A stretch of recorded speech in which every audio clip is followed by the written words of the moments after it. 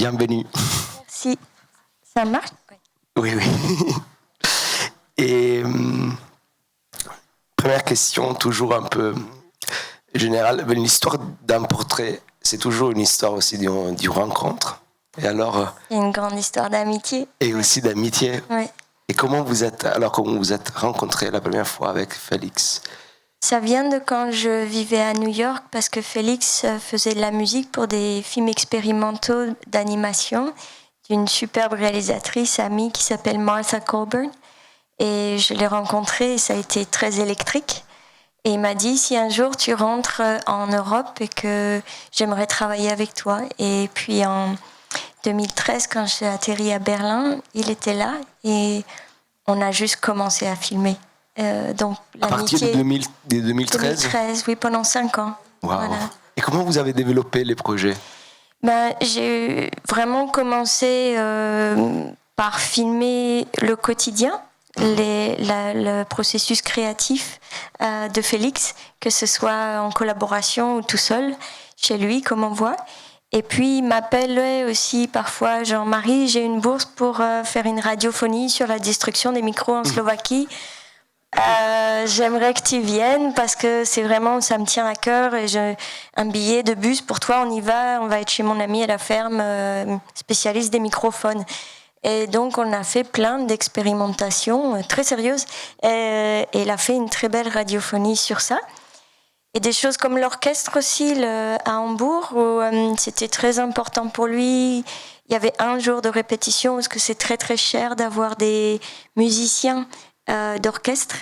Et donc, on a filmé juste avant la première et qu'il a fait qu'une fois. Donc, c'était très, très beau aussi ce moment-là. Et puis, les séances de rêve qui sont plus des obsessions de Félix, des obsessions de moi et aussi des cauchemars et des rêves qu'on se raconte et qui deviennent des sortes de mise en abîme. Comme tomber, c'est une obsession pour lui, la gravité. C'est la peur de la chute. Oui, ouais, l'absence de son, la création de la musique, et donc ça devient aussi un opéra, et visuellement, c'est des petites choses qu'on peut mettre en scène comme des tableaux vivants. Voilà. Est-ce qu'on peut dire du coup que c'est un film en forme de recherche? C'est-à-dire la recherche concerne bien sûr oui. Félix et sa recherche sur les sons, mais aussi la pratique cinématographique? Oui, pour moi, c'est ça le bonheur aussi, parce que il est toujours Félix à la recherche, et c'est ça qui est fantastique de l'expérimentation du son. Et c'est vrai qu'à travers le cinéma, comment rendre hommage aussi à la fabrication et à l'expérimentation du son par l'image. Et ça, c'était un challenge que je voulais vraiment aborder, et Félix était vraiment la bonne personne pour ça, pour moi.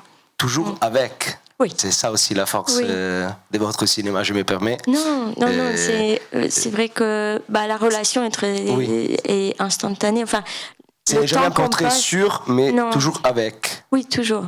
Et ça continue parce qu'on a toujours beaucoup de rush, donc on veut faire la suite. Voilà. Ce sera un autre moyen-métrage, un long-métrage?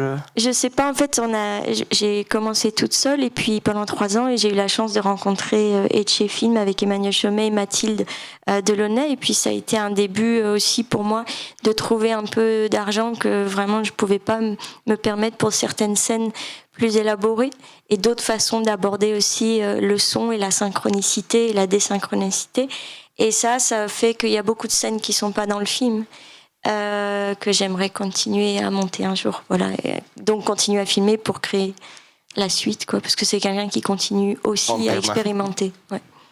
Et d'ailleurs, peut-être, c'est un truc à moi personnel, mais je vois aussi, même si c'est bien sûr une sensibilité personnelle la vôtre par rapport à comment vous travaillez avec les sujets des portraits, mais je vois aussi une sorte d'importance, j'osais dire politique dans le sens de la fabrication et de comment on travaille, d'un point de vue entre guillemets documentaire avec l'autre.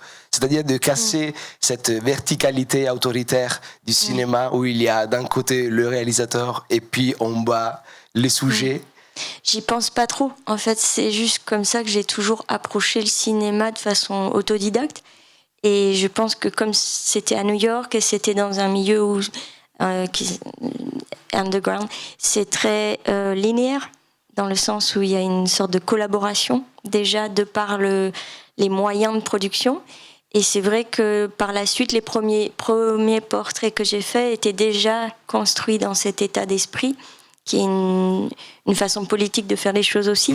Et c'est vrai que ça a été un bonheur de retrouver Félix, qui aussi m'a ramené quelque part à un endroit de création dont j'avais vraiment besoin et qui me manquait en arrivant en Europe. Et par rapport à la dimension corporelle du film, qui est toujours importante dans votre cinéma, oui. et dans ce cas, on dirait qu'il y a une double dimension corporelle. D'un côté, il y a le corps de Félix comme un corps spectacle, c'est-à-dire un corps qui se déguise, d'un performeur, mais aussi qui se met justement en scène. Et de l'autre côté aussi, le corps comme une sorte de terrain de recherche aussi, des paysages aussi de recherche. Il est ultra, pour moi c'est un mélange de Klaus Nomi et Little Nemo. Il est extrêmement comme un personnage de bande dessinée, déjà, sans âge, et il y a quelque chose qui donne envie de filmer, puisqu'il est de toute façon toujours habillé comme ça. Il a 2 habits, ce qui est super pour le montage, c'est un raccord total. Il y a toujours la cravate, il y a toujours le costume, et la mise en scène du corps qui passe beaucoup par la musique. En fait, le son et le corps et le rapprochement des deux sont des paysages sonores, et ça vient beaucoup aussi au montage, parce que le corps il est lié au rythme, à l'orchestration sonore et donc visuelle du corps à travers le montage, je pense aussi. Et il recherche même des sons à travers son corps et avec son corps, non? Il y a les moments où quand il se balade et il dit qu'effectivement même qu'il y a un rythme aussi.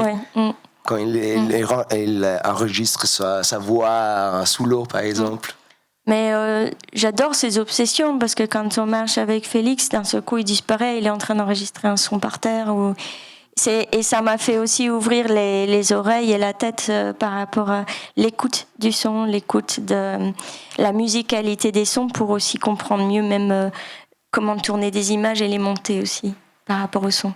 Et par rapport à cette double dimension entre, soi-disant, monde réel et monde imaginaire, c'est l'un des points plus forts du film, je trouve, c'est-à-dire qu'on est tellement dans cette recherche de création de l'artiste qu'on arrive même à avoir accès à ça. On a l'impression d'avoir accès même à son monde imaginaire. Alors je voulais savoir si c'est quelque chose qui s'est effectivement produit pendant ou c'était déjà une idée, l'envie aussi de dépasser aussi le cadre entre guillemets du réel pour aller un peu plus loin. J'ai toujours travaillé comme ça, donc c'est assez naturel comme approche en tout cas, et lui était vraiment prêt à tout faire dans ce sens-là. Et il écrit, les paroles des musiques sont comme des poèmes, mais ils sont souvent tirés de rêves de sa mère, c'est une radiophonie qui s'appelle Mother in the Fridge, et quelqu'un qui a des visions, qui est un peu qui est difficile qui est pas tellement sur terre. Elle a toujours des inventions de fantômes, des choses comme ça. Donc, il a grandi avec une mère qui était déjà assez barrée quelque part, et ça fait partie aussi de sa façon d'utiliser ou de penser le rêve, l'imaginaire pour écrire aussi la musique. Et donc ça, c'était déjà un mécanisme de travail pour lui. Et quelque part, les rêves, c'est des images. Et pour moi, c'est comme des contes et une façon de travailler venant des tableaux vivants, d'animer de la peinture ou des mises en scène, en tout cas plus théâtrales. Mais petites, quoi. Une question sur le support, parce que j'avais vu votre précédent film, aussi long métrage, Cassandrosi Exotico, et il y avait ce tournage, alors je pense que vous tournez en 16 mm, mais peut-être... Oui.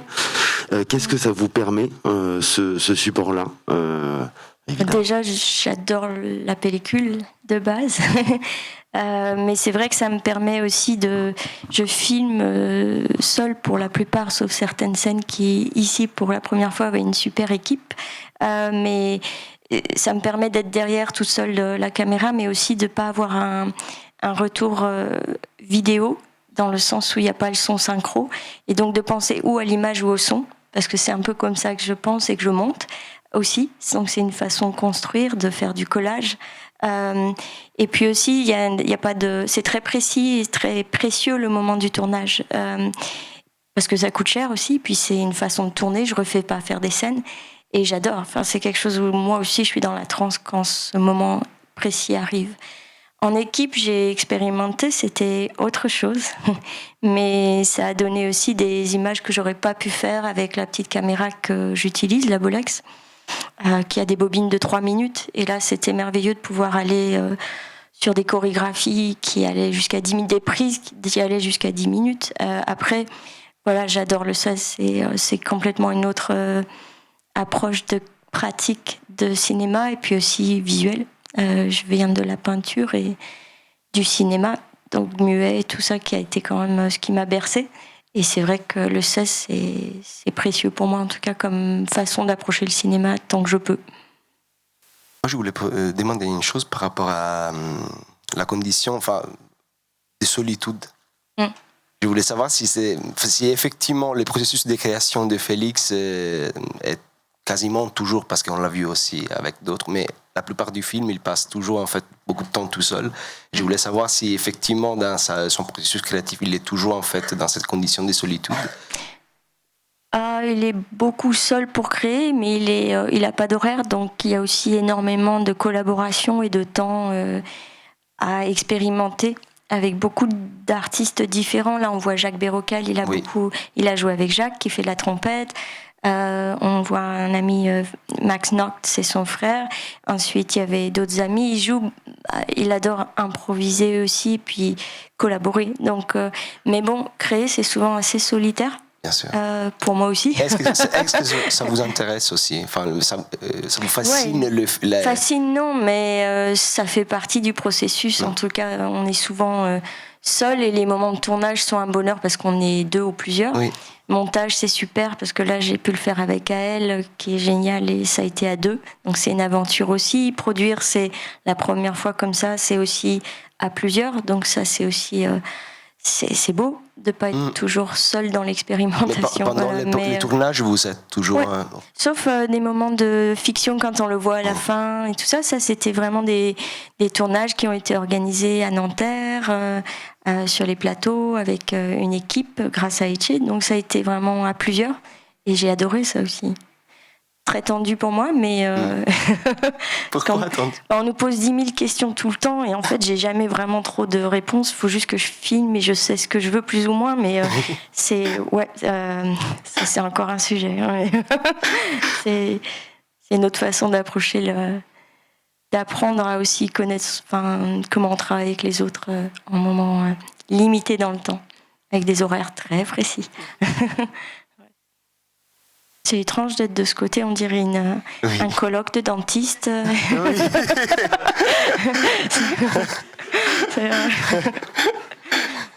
Bonjour. Comment vous faites en ayant l'œil dans la caméra pour la relation avec la personne que vous avez en face, puisqu'il y a l'objet entre vous? Comment vous gérez ça? Je parle tout le temps. Je fais des gestes et tout, j'appuie. On parle beaucoup. Bouge, fais ça, non, mais relève-toi. Enfin... Il y a beaucoup de... Okay. Donc ça, c'est l'avantage de ne pas avoir le son, du coup. Oui. Et puis aussi, Félix, il me connaît. Et il sait quand...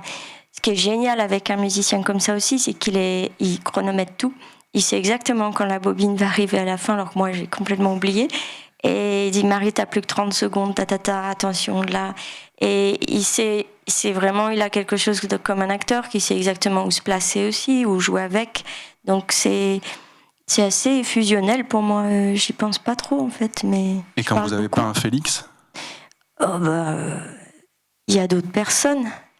Enfin, je veux dire, chaque portrait prend du temps, et chaque portrait que j'ai fait a été pas un Félix, mais un Cassandro ou un Genesis, donc d'autres personnages avec qui j'ai passé 7 ans, avec une profonde amitié. Donc il y a toujours une relation d'amitié. Et c'est vrai que pour l'instant, j'ai pas vraiment travaillé avec des acteurs, où c'est une autre façon d'approcher les tournages, qui sont totalement une autre approche, bien sûr, qu'un documentaire avec un sujet avec qui le temps et l'imprévisible est tout le temps là aussi. Ouais. Comme on disait au début, l'histoire d'un portrait, d'une rencontre, c'est aussi l'histoire d'un échange. Et alors, je voulais savoir, comme dernière question, qu'est-ce que ça vous a laissé, cette expérience, cette rencontre de tournage qui a duré 5-7 ans, au-delà de l'amitié? Vraiment d'apprendre encore plus là où sont mes mes obsessions ou mes désirs de cinéma et de son. Pour aller encore plus loin, en tout cas, ça m'a ramené vers une pratique artistique, en tout cas, puisque c'est un mélange de plein de médiums qui me donne encore plus envie de revenir à certaines essences d'un certain montage musical, la comédie musicale. Voilà, le prochain, ça va être ça. Donc, je pense que ça va vers ça. Quoi, voilà. Moi, je suis obsédé par la comédie musicale. Du coup. Oui, moi aussi. Années 50, moi, Minelli et Stanley Donen, c'est mes deux réels préférés, peut-être. Il y a aussi John Waters pour moi. Enfin, la Cry Baby. Voilà. Et tous les années 40, 50, les claquettes et tout ça. Et House of Rock, voilà. Et non, puis moi, les Technicolor et la dimension du rêve, du possible, c'est quelque chose qui pour moi est tout à fait lié au cinéma. Ontologiquement, pour moi, le cinéma, c'est ça. Et les comédies musicales, c'est le genre qui le représente mieux et plus profondément cet esprit. Il y en a beaucoup, en fait, en ce moment. Moi, oui, même il y a les Oscars, j'attends, voilà, impatiemment. Et on attendra aussi votre prochain film. Ouais, j'espère. Merci beaucoup, Merci, Marie-Nadia. Julio. Merci.